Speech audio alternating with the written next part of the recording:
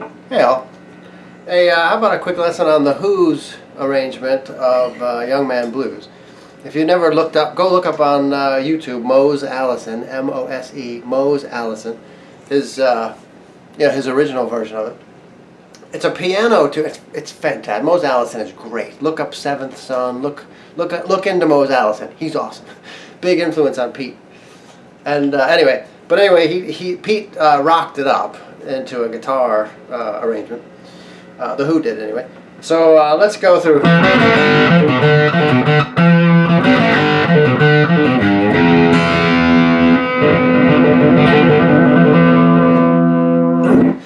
That's the lick, and that's really the whole song, because the rest of it is just guitar soloing. So it's in E.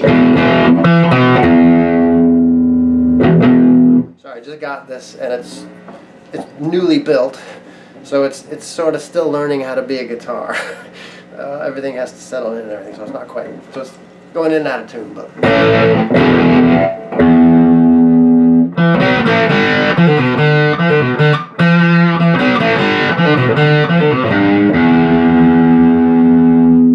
Okay, that's the lick. So start with your D at the second fret, your E note.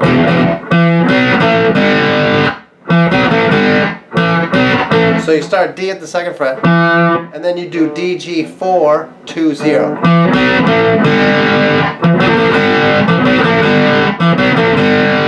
And then D at the second fret, off, on and off. B at the second fret. Then hammer D at the second.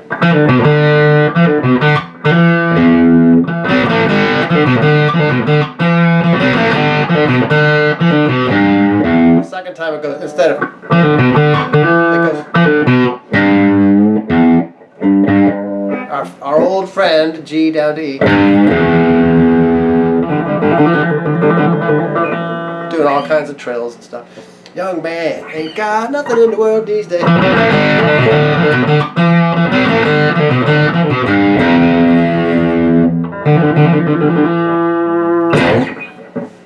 But you know nowadays, you can do your E7 sharp 9. I think he does it just as an E7. And then it's into the solo.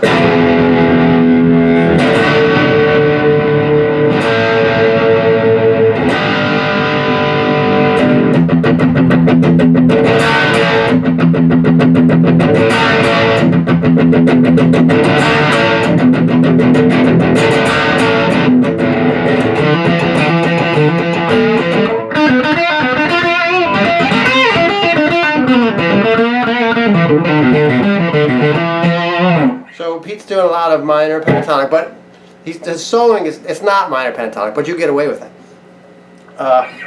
Put on the neck pickup.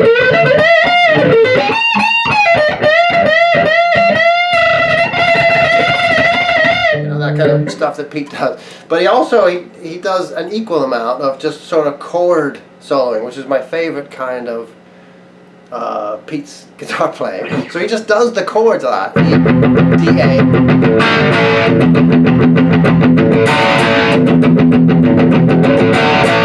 And then he'll just hold them sometimes. E, D, A,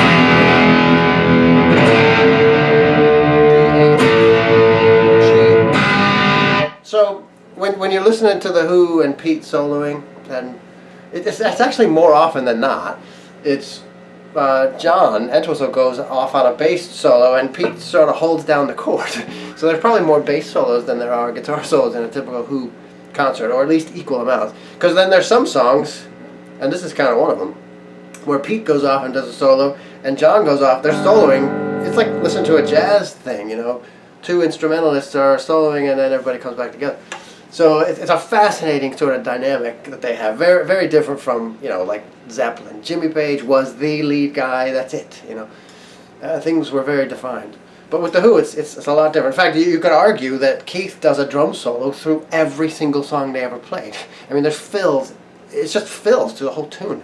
Very, like if you listen to something like Long Live Rock, that's him sort of doing the Ringo style drumming, which is really unusual, or Success Story, where he has to sort of be disciplined.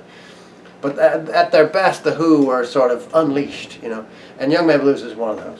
But you can do a lot with just sort of fundamental soloing and chords on a song like Young Man Blues. Good luck.